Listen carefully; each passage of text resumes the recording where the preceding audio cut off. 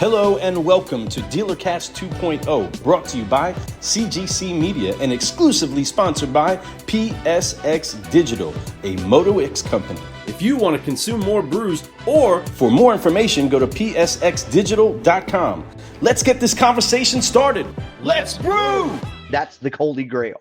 Now there's technology to accomplish that. We accomplished that with the mobile app, but you want to make sure that you can request a TO and the TO come to you and you never leave the customer. Leaving the customer is only good in one situation in a car dealership or any dealership for that matter, car, power sports, doesn't matter. Leaving the customer during negotiation to allow them to privately talk, that's the only time that's good. Right. Yeah. I mean, you should be going to the bathroom with them. It's like ladies, when they leave the table, you got to go to the bathroom. I got to go to the bathroom. Let me show you right where it is. Totally. Make sure you do give them directions to where it is. But I love what you said there, Larry, about the desk should come to you. So let's isolate a couple of things here, because the one thing that seems to get away from most car guys throughout the day is the TIME. Time gets away from them. They don't know if they are not habitual in creating these meetings, it can turn into an hour, 2-hour long meeting. I know I tend to be a little bit of a wordy individual, especially when I get inspired and I'm pumped up. I may let this drag on, and we got a lot of business to go do for the day. Right. At the same time, we have two different kinds of meetings. You have a sales meeting and then a save a deal meeting. Now, my personal save a deal meeting would be the one-on-one sessions that I have with each salesperson. They know it's going to come. I'm calling you up to the desk, or the desk is coming to you to be able to find out what happened with your specific deals. Because me talking to Fred about all of Fred's upcoming deals, what he missed, and the coaching that I give for Fred may give a portion of encouragement or a portion of training and assistance to the other sales pros. But to the guy who's itching during the meeting to get out of the meeting and go get to work, that's not going to help them. No, you never have a save a deal meeting. In a sales meeting is all about what we need to do to sell more, celebrating ourselves, what it takes, what that floor process should look like, and to sell more vehicles. That's it. Boom. You should, like I said, you should be in and out of this in 30 minutes. So once you're through with that TO, you want to talk about in-stock unit opportunities. People that were looking for something, we didn't have it, but now we do. Come on. Love that. So your suggestion on the sales meeting, just for time and for those taking notes, for time that you should have a sales meeting, depending on the size of your crew, I recommend it be between 15 to 20 minutes. That's what certified solutionaries teach. It should be anywhere between 15 to 30 minutes. At the most. A whole lot of data go on. Now, help give a little bit of a contrast, because you did explain what a sales meeting should look like. So what should a save a deal meeting actually sound like and look like for a sales manager with their people? To finish out the sales manager's report or sales manager's meeting, in-stock opportunities. And these are just, hey, look, Jared, Jim, we've got the units in stock. You can get a hold of these customers. See me after the meeting. We'll get in touch with them and we'll talk about what we need to do to talk about, get them back in. And then your current promotion, anything you've got going on right now, it's got to be in that meeting. And lastly, any deposit units that have arrived, units on order units or anything else that have arrived.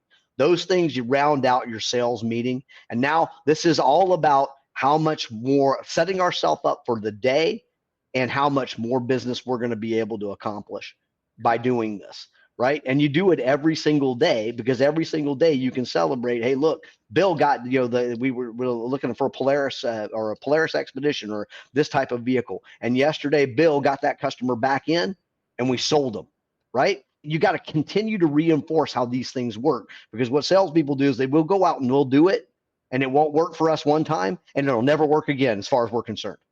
That's right.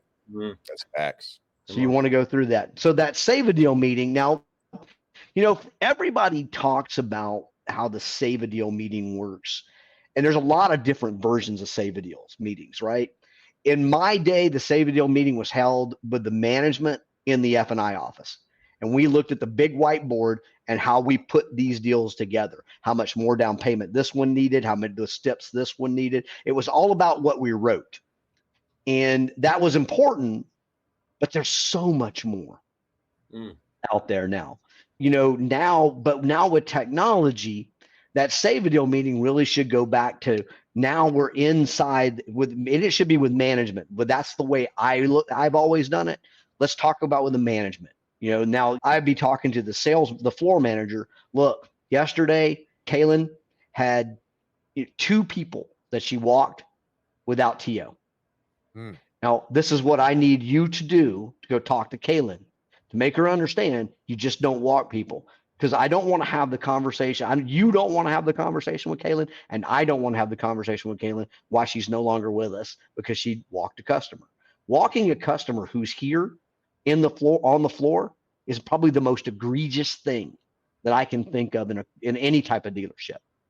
Because again, and you've heard me say this before, customer visits 1.2 car dealerships or 1.2 dealerships. You don't want to be the 0.2. That's right. So walking a customer it's just not done. It's just not done in my store. And it should be that way in every store, I think. But from my perspective, just not done. So we're going to have first thing we're going to talk about are the salespeople that walked customers yesterday and what you need to go talk to them about, how you coach them. Because for me, the floor manager is the coach. The DSM, the GM, he's the head coach. The floor manager, he's the offensive line coach. That's right. The desk guy, he's the offensive coach. Amen. And so I look at this, okay, I need you to get on the line and talk about why we don't want to lose customers, why we don't walk those customers. And then, getting down to each individual salesperson on what appointments did we have yesterday that didn't show up. If we haven't already called them, we need to right now. And a manager needs to do that. Pick up that phone. Is there anything I can do? Anything I can help you with? Anything we can do that we missed this? Come on. But you want to get back on the phone with that customer at an appointment because they need to be reappointed. They should have been reappointed yesterday. Should have never made it to today. Come on. But if they did, manager does it. If you make it 24 hours and you didn't get reappointed, I want a manager talking to that customer today. For us, in my world and in my stores, the bottom line is that the sales manager was a coach. I call them sales coaches. They are sales coaches. You are not a desk guy. Come on. I hate that term. I'm going to find the dude that made that term. I'm going to drive a railroad spike through his head. Because the minute he did the minute we called them desk guys, we chained them to the desk. That's right. What happens. That's because that's what they hear it. I stay here. Yeah. And so you're sitting on the desk. Don't want to come off. As a matter of fact, even Becca showed us. They want the salesperson to come to the desk. No, I don't want to touch the desk. You tell me, I'll come to you. Come on. I will come to you. Because that's how important you are as my salesperson. That's how important that customer you're with is to this store. We'll come to you. You don't need to come to us. We'll find you. I love that. Wherever you are. That. There's so much that gets stuck inside of the habits of the dealership operation to where a desk manager can get away with just calling themselves a desk manager, and that's where they get trapped. If you're one of the leaders out there that we've had the pleasure of being able to train, you've heard us say to you all how important it is you recognize your main objective isn't to work car deals. Your main objective as a leader is to make sure that your sales pros and all of your people are set up for success for the day. This is why it is so vital that you have these meetings that don't take 100%. and are so small compared to the rest of the time that you're spending at the store. But if you're not actually being active about setting them up for success, the day is going to get away from them. The day is going to get away from you. And we're always having these reactionary sessions where we're reacting to what we did or didn't do as a cause to what the market's doing to us, rather than being intentional about how we set up our day and the intention that we put inside of each and every hour to the minute of each day.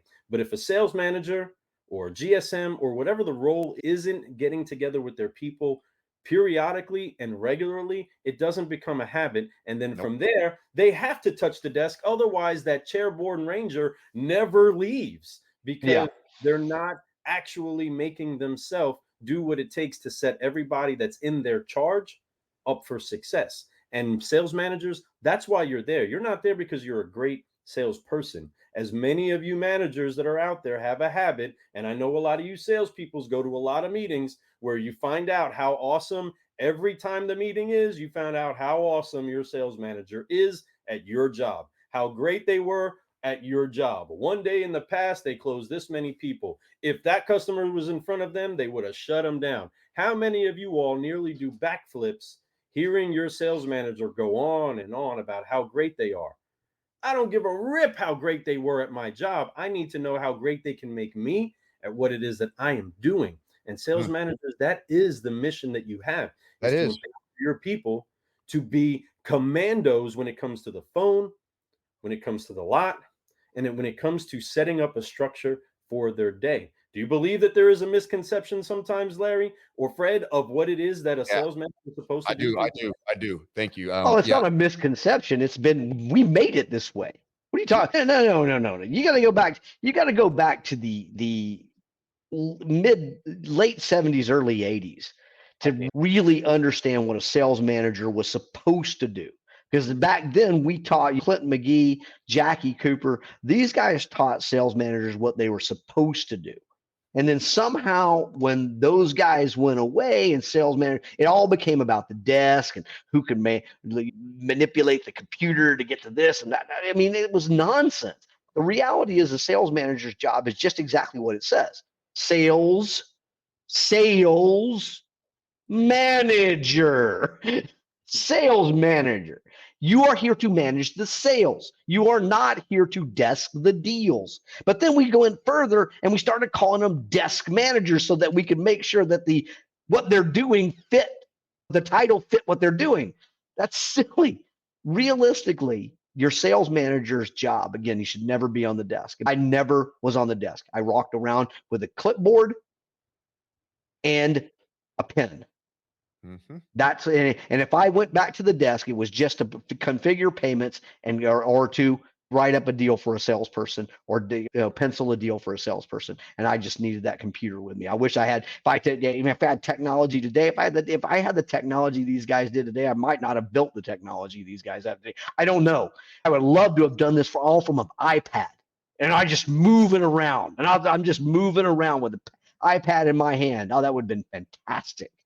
At the end of the day, that's what you want. You want your sales manager on the floor, talking with the customers, playing with the people, and also, doing one-on-ones at the desk with the customer or with the salesperson, right? There's nothing more powerful than for you to pick up the phone to one of those customers, follow up, and get them in. Instant credibility. Bam. Heck yeah. That's good stuff. I love that. And I'm going to jump in really quick. I agree with everything that's being said here. And that's the thing. Like, we as leaders, we tend to get into like very bad lulls. Like we think this is what we're supposed to do because we've seen someone else do that. But yet when we were in those seats as salespeople, we always said, when I'm a manager, I'm not going to do that. I'm going to do it differently. But yet we get into that same pocket. We need to change it up, folks. I mean, if you're not going to do that, you need to understand that the way you felt is the same way your salespeople are feeling right now. You have to be more proactive. You have to be a leader. You have to show them what they need to do every single day and then inspect what you expect 100% of the time. Because if you don't inspect it, they're going to do what they want to do. And it's not that they don't want to sell cars. It's that they want to do the least amount of work and not get caught doing it. Right? And it's sad to say that, but it's people's nature. So it's our job to encourage them. Why is it beneficial for them to do so? Know their whys, know all this stuff. But the technology we have today, there's no excuses anymore. You don't have to go through and like count up all this stuff, read through these handwritten things, ask people to give you information. If they are using the CRM 100% of the time, the way that we tell them to do it, and you hold them accountable for, you can just look right on there, look at everybody's deals from the day before, the week before, the month before, and see where they're at and ask them about those deals. You could even jump in those deals and help them. But here's the thing. When you get to these sales meetings, you can have the data. You can go straight to where it's at, save the time, give them information that they need right now for customers that they're currently talking to, and they don't have to say a word. You can literally just drop it on them. Right? And it's powerful. That's what we have. These tools, this software. I'm telling you, folks, like Larry was talking about, imagine having an iPad in your hand, because this is actually part of the PSX digital. You can actually, it's a desk managing tool. not desk managing tool. It's a sales manager tool, I should say. That Exactly. lets A you know what's desking going on. tool that you take with you That you can walk to around go be with. a sales manager. Salesperson is with somebody, you know how long, what's part of the process they're in. You can jump in if they've been showing the car for 2 hours, you're like, what's going on? If they've been just qualifying them for an hour and a half, you're like, dude, this should be a lot quicker than this. You can go in without them even asking. You could be proactive and you walk in. You could be like, hey, how you doing? I just wanted to come say hello. I'm just making sure everything's going good. I appreciate you coming in. Whatever it is, you can be that face. You can be that person that helps that step go a little bit faster. But then you also recognize when your salesperson is struggling. Man, imagine the data too. The data of your salesperson who has a problem qualifying every customer that comes in, takes way too long or never gets to the next step. Now we know what to train them on. They get a customer that gets all the way here. They test drive, they do all this stuff, but they can't get them to look at any numbers or stay long enough. Now we know what we need to train them on. This is what the power of software does for us. It speeds up that. You want to work more deals at the desk and be able to not have to, then you can use this tool. You can do all the stuff, and this will help you speed that up. You know what we used to do? Right. This is so much We used to hire a gal who would sit at a desk and write down Larry's with a guy in a green shirt, date, time. Yep. And what we paid this gal anywhere from $2,000 to $2,500 back in those days. Would have been more like $3,000 to $3,500 to maybe $4,000 a month now these days to just write that down and just watch everybody. Now software is available. I know immediately when you've taken it. I know how long you've taken that up. I know exactly when to get, and it's not hard to interject yourself as a sales manager into a deal. I used to do it with humor. There's a lot of ways to do it. I used to tell him, hey, look, is Fred taking good care of you? Let me know. If he's not, I'll fire him right now. Yeah, exactly. Right here. Right. If he's not taking good care of you, you just let me know. You know, it's not hard. Hey, well, by the way, what are you looking to buy? That's a great vehicle. We just got that. Have the story, have everything ready. It's right in front of you.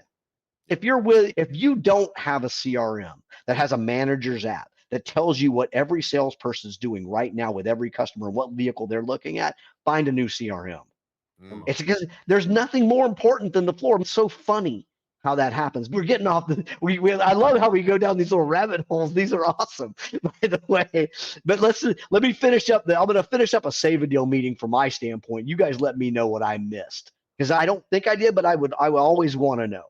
You know, so it's appointment no-shows. Those are important. Those you want the manager to do. You don't do it in the sales of Save a Deal meeting. That's after the Save a Deal meeting. But they're right there, and we talk about them. What anybody might know about that.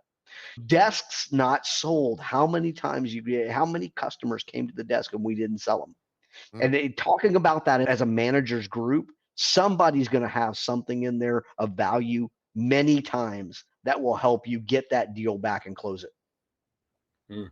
Somebody's going to have, you got a finance manager there who is the expert closer in your store.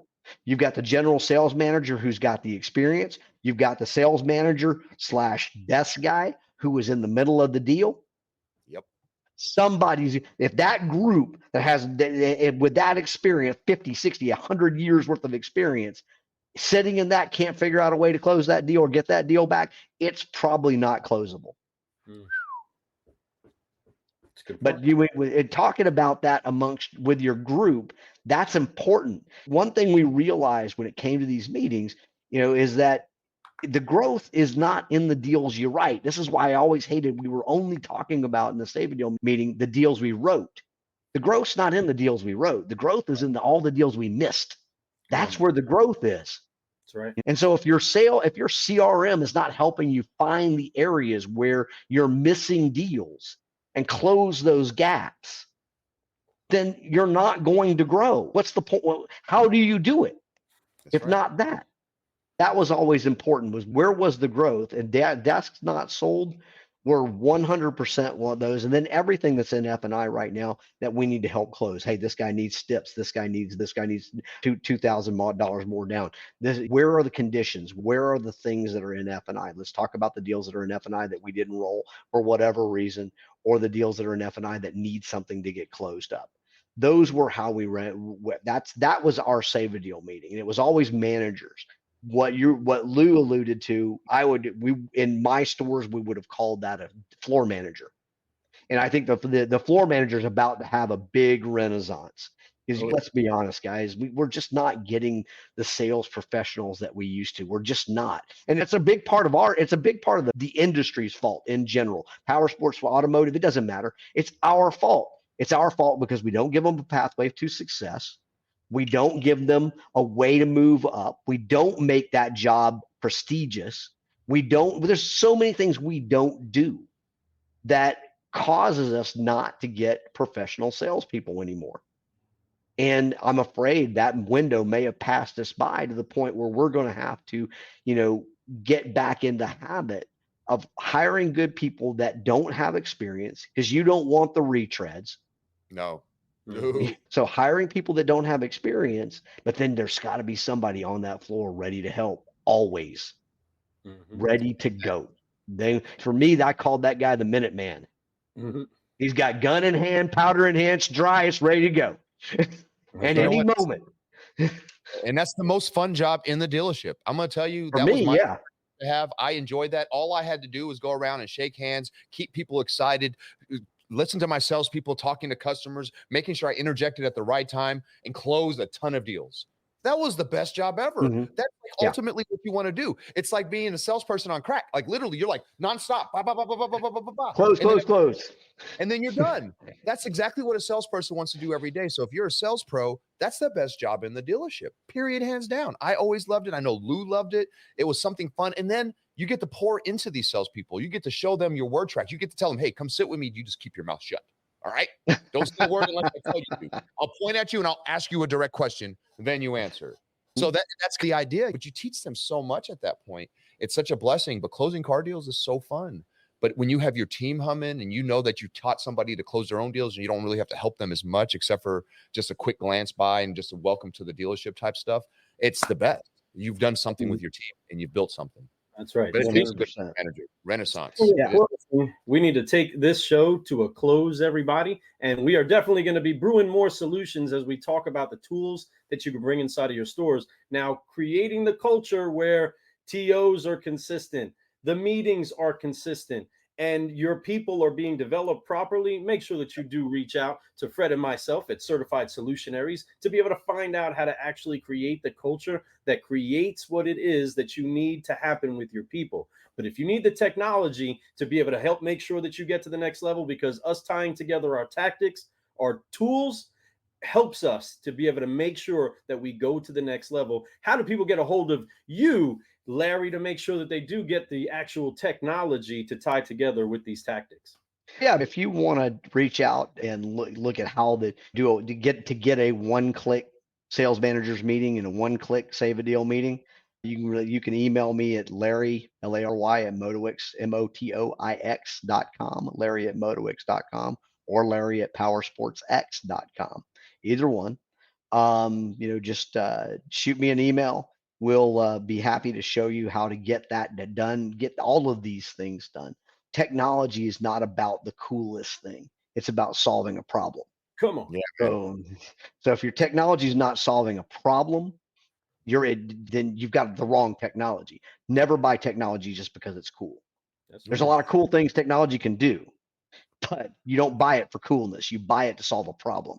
Okay. Yeah. Effectiveness, my friends, effectiveness is more better than coolness. It's truth. There's things that still work. Use it, but if you really want to edge and you want to make these meetings better and stronger, go to Larry at Motoix.com. And I promise you, he'll reach back out to you, set you up, and let you get some great information. If anything, it's a great conversation to learn a little bit how you could do better. So, and Larry's definitely about that. He's trying to make a change. He's trying to explain that this industry got soft. It's time to get tough again, y'all. It's not going to be as easy as it was the last couple of years. It's time to really put the bolts down and tighten it up a little bit and make sure that your sales staff is ready to go. But as a leader, you need to have the tools and the tactics and the training that you need to be able to give them. So let's go. That's right.